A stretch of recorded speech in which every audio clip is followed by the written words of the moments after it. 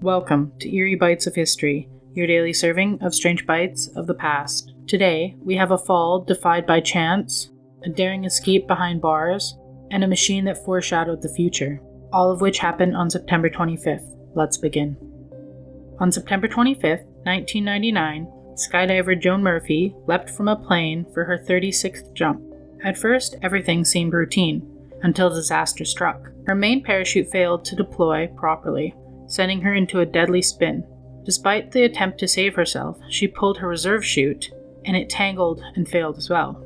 Plummeting from 14,500 feet, Joan was free-falling, racing towards certain death. Miraculously, she landed on a mound of fire ants. The impact shattered her bones and left her critically injured, but the swarm of ants delivered more than 200 stings, shocking her body into producing a massive surge of adrenaline that kept her heart beating long enough for rescuers to reach her.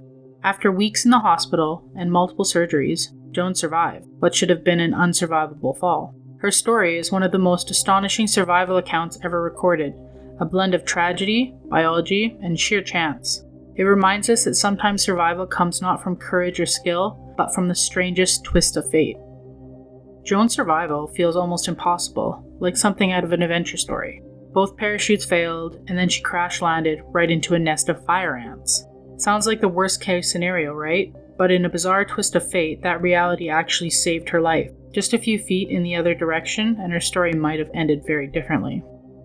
On September 25th, 1983, one of the most daring prison breaks in modern history unfolded in the Maze prison in Northern Ireland. Known as Europe's most secure prison at the time, it held hundreds of members of the Provisional IRA. That afternoon, 38 prisoners launched a meticulous plan to escape. Armed with smuggled weapons and improvised knives, they hijacked the prison's meal lorry, overpowering guards and forcing their way to the gates. In the chaos, shots were fired and several officers were stabbed. Within minutes, the prisoners spilled out into the road, disappearing into the countryside. It became the largest prison escape in British history. While some fugitives were quickly recaptured, others managed to remain free for years, their escape turning into a symbol of resistance for supporters and a deep embarrassment for British authorities. The Maze breakout wasn't just a prison escape, it was a political statement in the middle of a violent conflict that reminds us how fragile even the strongest systems can be when determination, desperation, and planning collide. It seems if there's a will, there's a way. Did you know that the Maze prison wasn't just any prison? It was built in the 70s.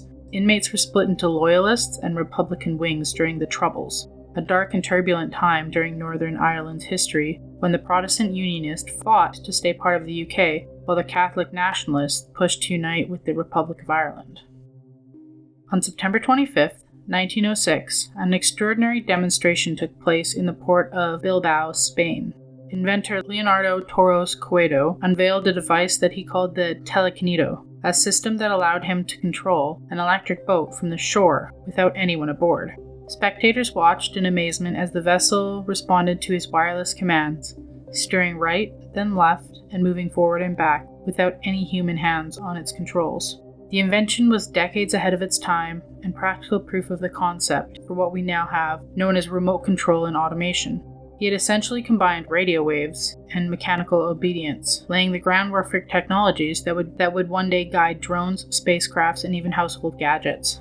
Although his name is not as widely remembered as Tesla or Macaroni, his demonstration was a landmark moment in engineering and a glimpse in the future where machines will be directed from afar.